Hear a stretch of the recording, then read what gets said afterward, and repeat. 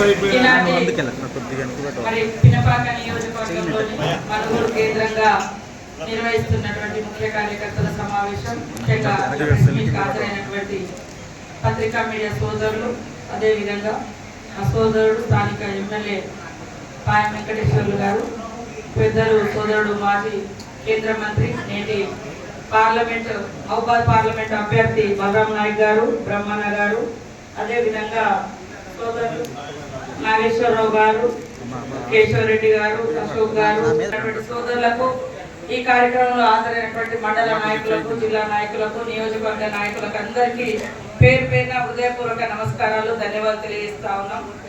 ఈరోజు జరుగుతున్నటువంటి ఎన్నికలు, ఈ దేశం జరుగుతున్నటువంటి ఎన్నికలు తరతరాలుగా అణచబడ్డటువంటి వర్గాలకు ఆత్మ గౌరవాన్ని ఇచ్చేటువంటి రాజ్యాంగం ఉండాలా, మార్చాలా అనేటువంటి చర్చ జరుగుతున్న తరుణంలో జరుగుతున్నటువంటి ఎన్నికలు భారతదేశానికి ఒక ఆత్మ గౌరవాన్ని, భారతదేశ ఆత్మ గౌరవ ప్రతాకగా నిలిచినటువంటి భారత రాజ్యాంగాన్ని మార్చాలన్నటువంటి కుట్రలను ఛేదించే విధంగా మరి కాంగ్రెస్ పార్టీ పోరాడుతుంటే, మనుధర్మ శాస్త్రాన్ని యుగ యుగాల నాడు మహిళలను, అట్టడుగు వర్గాలను, మానవులను అందరినీ అణచివేసి ఒకే ఒక వర్గం మాత్రమే బాగుండాలనేటువంటి సిద్ధాంతాన్ని తీసుకొచ్చినటువంటి మనుధర్మ శాస్త్రాన్ని మళ్ళీ ముందుకు తీసుకురానటువంటి కుట్రతో జరుగుతున్నటువంటి ఎన్నికలు.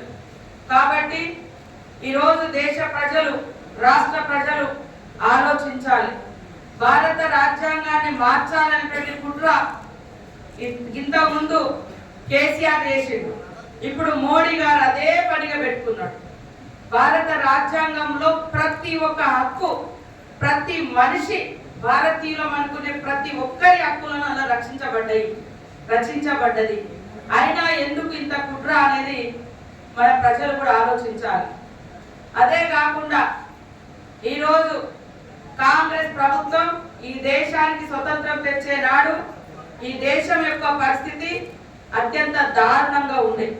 అలాంటి పరిస్థితి నుంచి ఈ స్థాయికి తీసుకొస్తే ఈరోజు మోడీ గారు కాంగ్రెస్ పార్టీ దేశానికి 70 సాల్ మే క్యా కియా అని మాట్లాడుతున్నాడు.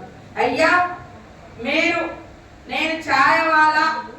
ఛాయ రైల్వే స్టేషన్ లో అమ్ముకొని బతికినా అని చెప్పుకునే ప్లాట్ఫామ్ రైల్వేలు తీసుకొచ్చింది కాంగ్రెస్ ప్రభుత్వం.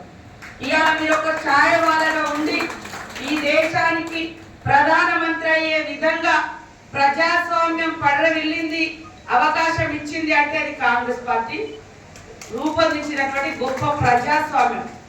ఈరోజు మాట్లాడితే పాకిస్తాన్ తో పోలుస్తున్నారు.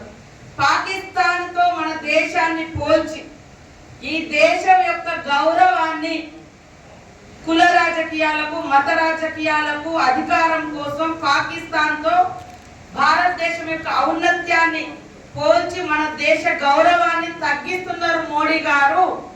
పాకిస్తాన్ స్థాయిలో భారతదేశం లేదు అనేటువంటి విషయాన్ని గుర్తుపెట్టుకోవాలి. ఎలక్షన్లు రాగానే సైనికుల సమస్యలు, లేదా సైనిక మరణాలు, లేదా ఛాయవాల, లేదా పాకిస్తాన్. 10 ఏళ్ల బీజేపీ పాలనలో మీరు ఏం అభివృద్ధి చేసిరో ఎందుకు చెప్పడం లేదు?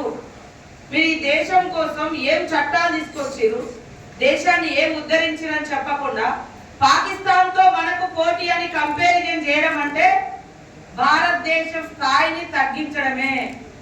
ఇవాళ మన పోటీ అగ్రరాజ్యాలతోటి, అమెరికా లాంటి దేశాలతోటి మనం పోటీ పడాల్సినటువంటి స్థానంలో ఉంటే ఓట్ల రాజకీయం కోసం, ప్రజల మధ్య విభేదాలు సృష్టించడం కోసం, మత విద్వేషాలు రెచ్చగొట్టడం కోసం పాకిస్తాన్ లాంటి చిన్న దేశంతో భారతదేశం యొక్క ప్రజాస్వామిక దేశాన్ని, సెక్యులరిజం దేశాన్ని, మరి ఈ ప్రపంచంలోని అత్యున్నతమైనటువంటి రాజ్యాంగం ఉన్నటువంటి దేశాన్ని కంపారిజన్ చేయడం అంటే భారతదేశ ఔన్నత్యాన్ని, ఆత్మగౌరవాన్ని కించపరచడమే, అవమానపరచడమే.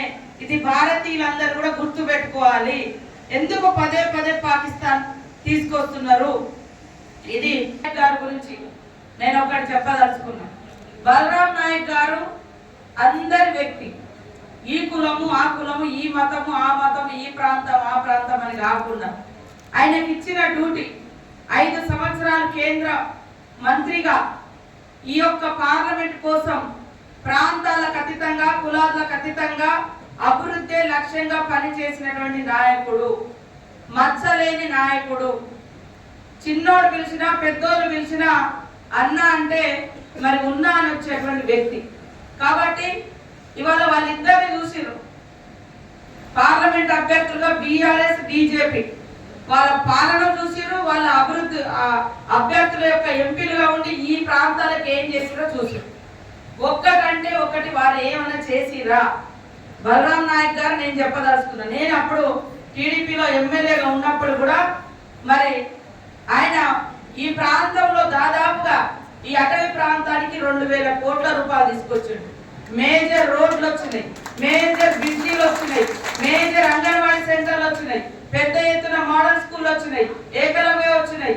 అదే విధంగా కాంగ్రెస్ ప్రభుత్వం తెచ్చినటువంటి 100 రోజుల పని, అటవీ హక్కుల చట్టం, సమాచార హక్కు చట్టం, ఆహార భద్రతా చట్టం, విద్యా హక్కు చట్టం, ఇట్లాంటి ఎన్నో గొప్ప గొప్ప కాంగ్రెస్ ప్రభుత్వము మరి కేంద్ర మంత్రిగా బలరాం నాయక్ గారు ఉన్నప్పుడు ఈ దేశానికి, ఈ రాష్ట్రానికి, మన మహబూబాద్ ప్రాంతానికి వచ్చినాయి. మరి ఇప్పుడు ఉన్నటువంటి వాళ్ళ లెక్క వేరే వేరే రకాలుగా పాప ఆయనకు రాదు. బోలా శంకరుడు ఉన్నది ఉన్నట్టు మాట్లాడతాడు, ఆయన దగ్గర ఉన్నటువంటిది అది.